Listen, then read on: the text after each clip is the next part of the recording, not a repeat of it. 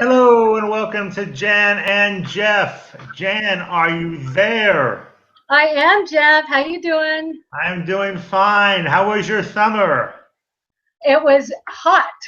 It I was was hot. great. Yeah, it was great, but we had a lot of heat down here in the south. How was California? California was hot also. It was hot. Was it? Yeah. That's just normal. I mean, it was in Los Angeles, so it's a desert. But Yeah. but we were kind of on the coast a little bit, so we did have some ocean breeze. Right, right. Well, that's the beauty of where we live in California. Is you always have a breeze from the ocean. Yeah, You have but it a was breeze from the ocean, absolutely. yeah. And you have a breeze, no? Well, it's not really a breeze. We have a north wind, which it didn't blow. It doesn't blow much in summer. It's a really winter north wind. But no, we had some real heat. For anybody that was here in 2003 and they remember that heat wave, this was kind of close. It wasn't, we had some cooler days in between, but it was, they're saying it was almost as hot as in 2003. So, but it was a nice summer. It was You a know, nice there's summer, but there was not a lot of rain. That was the other issue too in Yeah, but France. there's festivals all over France. There's just, Yeah. the markets are colorful, and there's a lot of tourists, and so it's a pretty country to visit in summer. And yeah, It is, and I was going to say that I had put on my Facebook page of the things you could do as a suggestion of oh, things you could do, and I think that that's the reason that France is so popular. popular a place is that there is always something to do. There is. There's always a festival or a manifestation or something to eat, something new to Something to do. try. Exactly. Or an open market, or it's a very colorful country, and so there's just always something to do. In fact, one thing that I wanted to talk to you about was I usually catch the 1 o'clock news in the afternoon, and they have on Entendu, the journalist. She always has a week's kind of, oh, I don't even what you call it. Well, they every day Summary. yeah, summary. Every day they treat a subject, and there's kind of a film about it. And this week they talked about this cheese competition that's happening in Paris next week.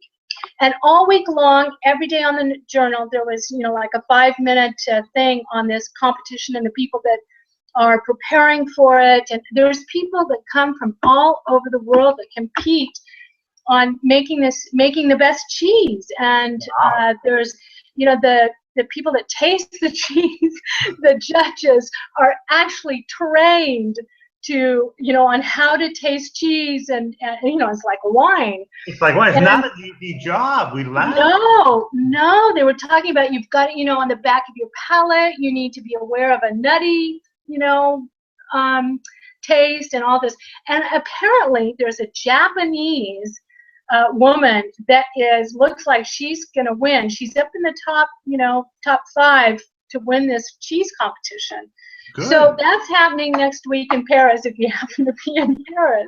You haven't, and there's another thing happening next week in Paris. That's the other thing. This is shameless self-promotion. I'm giving yes. a walk. Absolutely. I'm giving a walk on the Champ de Mars, which is better known as home of the Eiffel Tower. Yeah. On Saturday, so that's not so the 12th, not tomorrow. We'll be doing this on a Friday, but this Saturday, the 12th of September at 1 o'clock. Okay, that sounds great. That sounds great. I wonder if there's still a lot of rollerbladers. When I lived in Paris, so now it's been a while ago, but my son was, well, it was a while ago. Put it that way.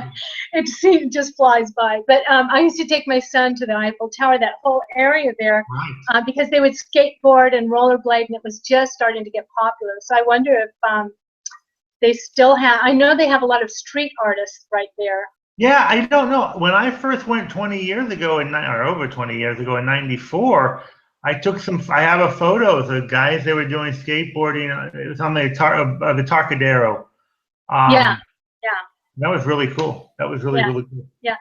So what are you going to be doing on the whole thing there, where you can, or is it a historical tour? It's kind of an historical walk, and basically what I'm going to do is I'm going to talk about everything but the Eiffel Tower. I will mention a little bit about the Eiffel Tower. Right. It won't be anything about the Eiffel Tower. It'll be about the Champ de Mars.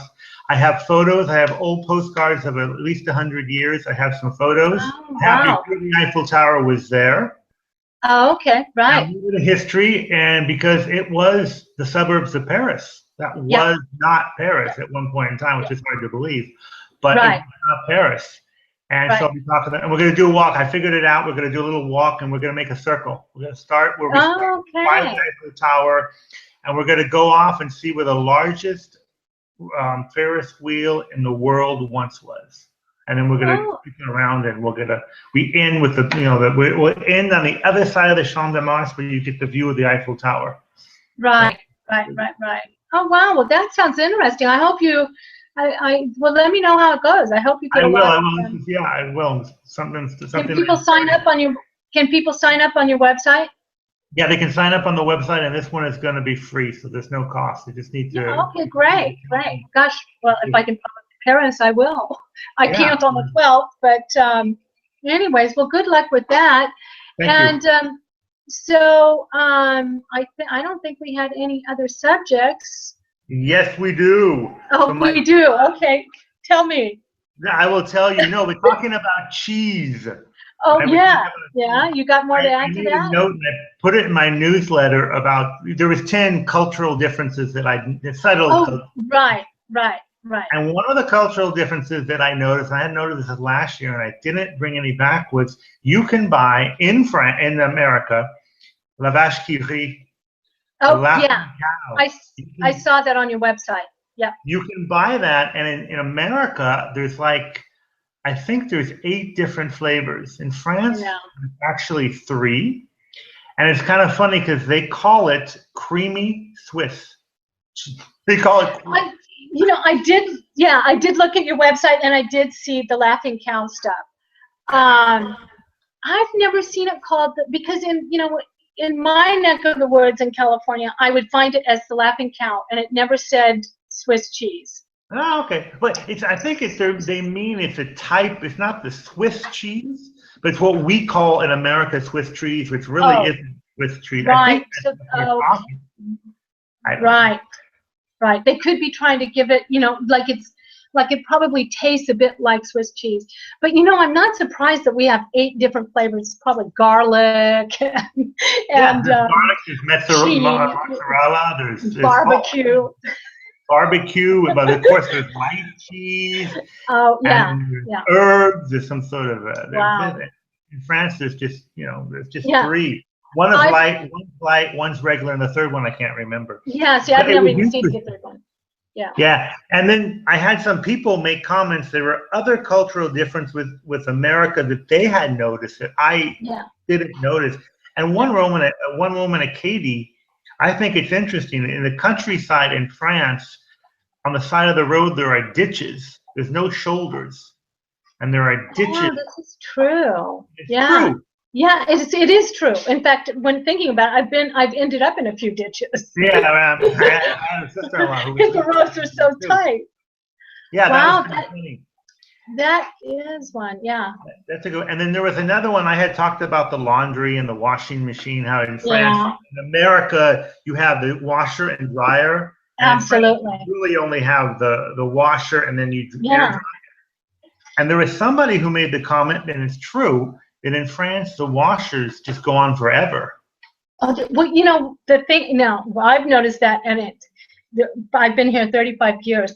What it is the French wash their clothes for the cycles are so much longer on a French machine.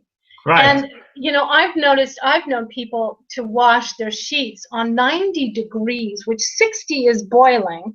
Right. But they'll put it up to 90 and they'll wash it for an hour and 45 minutes. So that is a long machine. So that's where that's coming from. And it took me a long time to figure it out. I thought the same thing. I thought, my God, this machine, it just goes on and on and on forever. Well, now that I've really, got a washing machine, because I had this, I'll have to tell you one day about this, my first washing machine here, which was a little silver bullet. It looked like it was something that you'd send to the moon. It had a crank to it, but I'll tell you about that one day. Oh my God. Yeah, and but it's true. I think because most French, and this could be dating back to the war and back to different germs and different lice, things like that. The plague, well, they got over the plague a long time ago. But I'm just saying there was a different mental state about washing the clothes for an hour, almost 2 hours, and on 90 degrees, really hot. Really, I will say though that our washing machine that we bought a few years ago has a 30-minute cycle that we use quite often. Yeah, I don't wash my clothes at 90 ever. And I don't wash them for I go on a 45 cycle, 45 minutes. And there's another thing that Marianne Helms, who's a really she's a listener quite often to our show. Yeah.